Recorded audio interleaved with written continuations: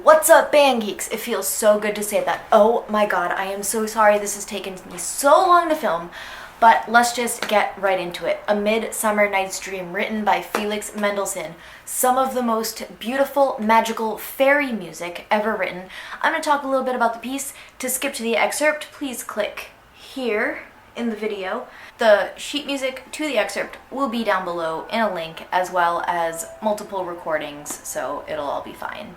And just as I'm starting to record this, there's someone blasting their radio outside my window. That's great. Mendelssohn wrote this piece when he was 17 years old. There are multiple movements, including the Wedding March, which is super famous, but we're not going to be focusing on those, but rather the scherzo. The scherzo of the incidental music. The incidental music was originally written to be played during the play, A Midsummer Night's Dream by Shakespeare, and now it's played by clarinetists and orchestras too, all around the world. So when you're playing the scherzo, you want to think about fairies frolicking through the woods. I know that sounds kind of cheesy. Your playing has got to be sort of sprightly, chattery, and light. Major focus on the light part of it because that's what's going to translate into the articulation. So I'm only going to be talking about the first excerpt only, but a lot of what I say can be applied to the rest of it. So if I don't hit the other sections of this excerpt, what I'm saying now will apply. Just apply it with some tender, loving, metronomical care. Use a metronome. Like the Dances of Galanta excerpt, I'm going to be going through it rather quickly, so grab your excerpt, grab a pencil, and get ready. And I'm going to play the excerpt at the end.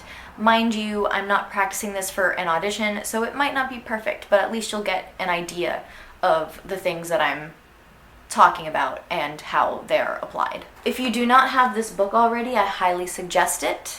A lot of what I'm going to be saying will be found in here because this is the Holy Clarinet Excerpt Bible. So like most excerpts, there's a point to it. The point to this excerpt is to demonstrate your ability to articulate and your ability to articulate lightly. The tempo is dotted chord note equals 88-ish, give or take. Allegro vivace, 88. You don't want to focus too much on playing the 16th notes too staccato. In order to make them sound light, just focus on playing them at the tempo, and because it's such a quick tempo, it's going to sound light and fast no matter what. So keep your tongue in the same spot. Remember the phrase tip to tip, tip of the tongue to the tip of the reed. Try to keep your tongue as close to the same spot as possible. That's going to really, really help you throughout this whole thing. And if you have a metronome that subdivides into the triplet, definitely turn that on because that'll help.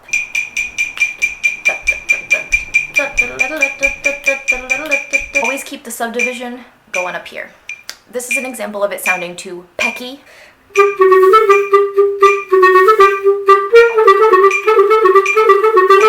As opposed to just light and fairy-like.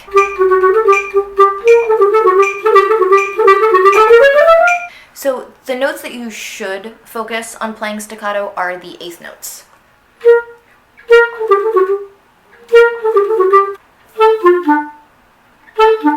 When you're practicing slow, a good way to make the 16th notes not sound pecky is to practice the 16th notes long and the 8th notes short. So if you're playing it really slowly,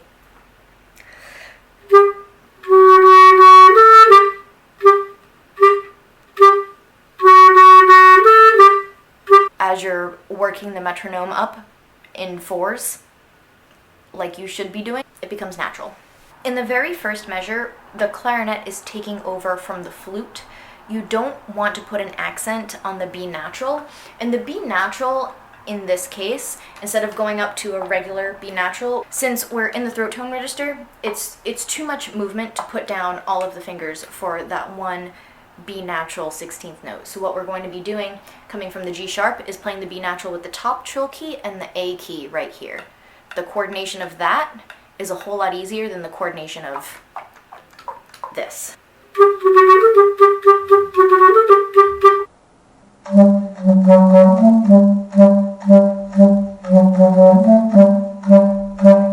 don't want to accidentally put an accent on the B. It's really easy to do, but resist the urge. We don't have an accent until 1, 2, 3, 4, 5, 6 bars in, where we do accent the B natural.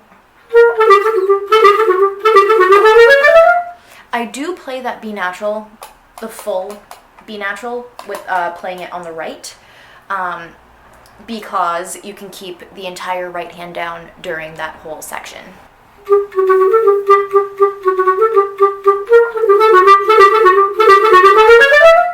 If you can't quite coordinate the B on the right, you can try playing it with the A key and the top trill key.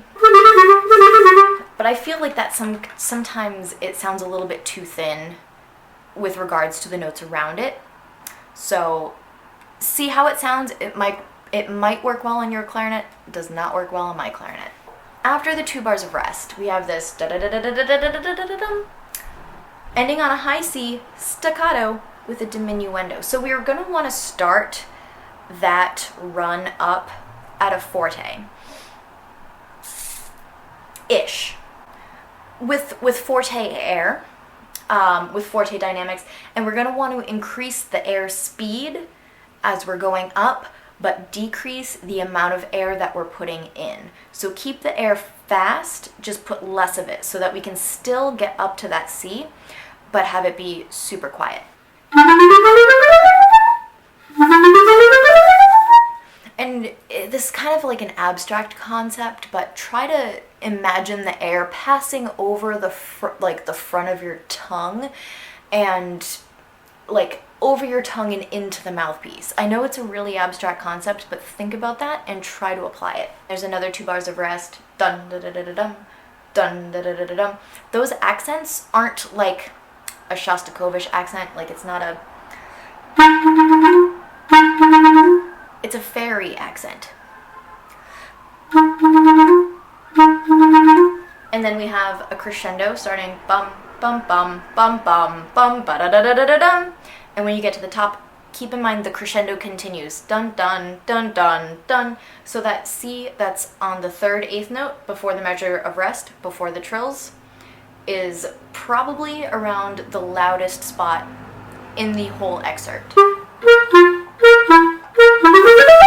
And as you're going up, left hand C.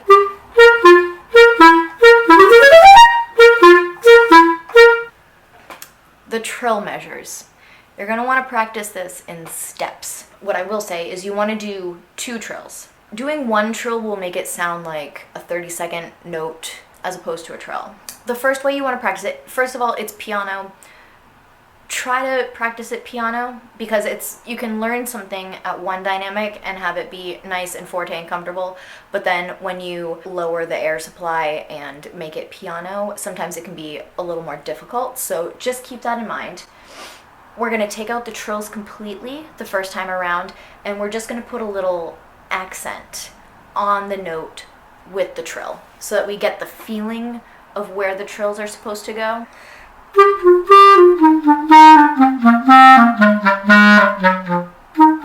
And those last bum bum, those last 2 8th notes, be careful not to accent them. It can be really easy to be like, all right, I'm done.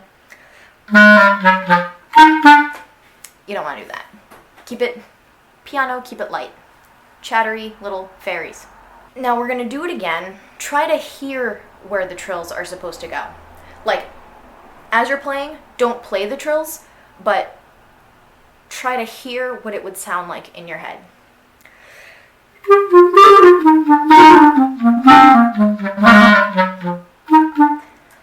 Am I even close to being in tempo? And it's really important to do this part with a metronome so that you will be able to see if and where you're slowing down or rushing. And then you add in the trills, the A to the B natural trill, just use the trill key. That's why it's called a trill key.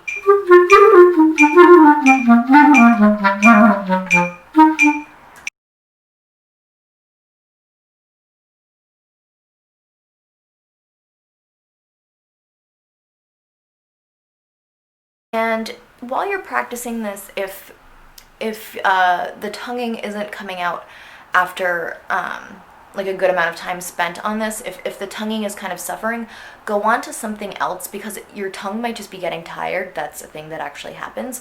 So if your tongue is getting tired, go on to play something else and maybe come back to this the next day, or come back to it at the end of your practice session just to check in with it. You might just need to take 24 hours off and come back to it the next day. There's nothing wrong with that. In the audition, you do count the full 2 measures of rest. Just make sure that you're constantly feeling the triplet subdivision, because the judges listening to you will be keeping the triplet subdivision, and they'll be able to tell if you're not subdividing. So always keep that 1 and 2 and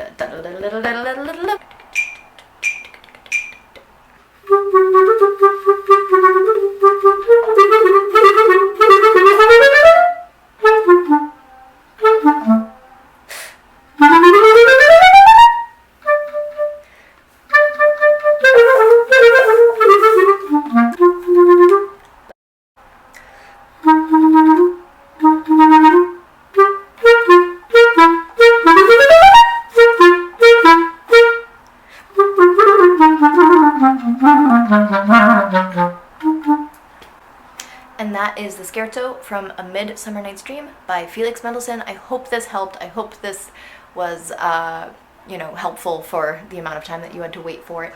If you have any questions about this excerpt, make sure you leave them down in the comments and I will answer them. If I didn't go over something to your liking, let me know and I will do another video on it. But that's basically what, those are basically the points that I have used to play this excerpt successfully, because it's on every single audition. So yeah, any comments, leave them down, leave a like, subscribe, hit the bell, etc. And I will see you in the next one.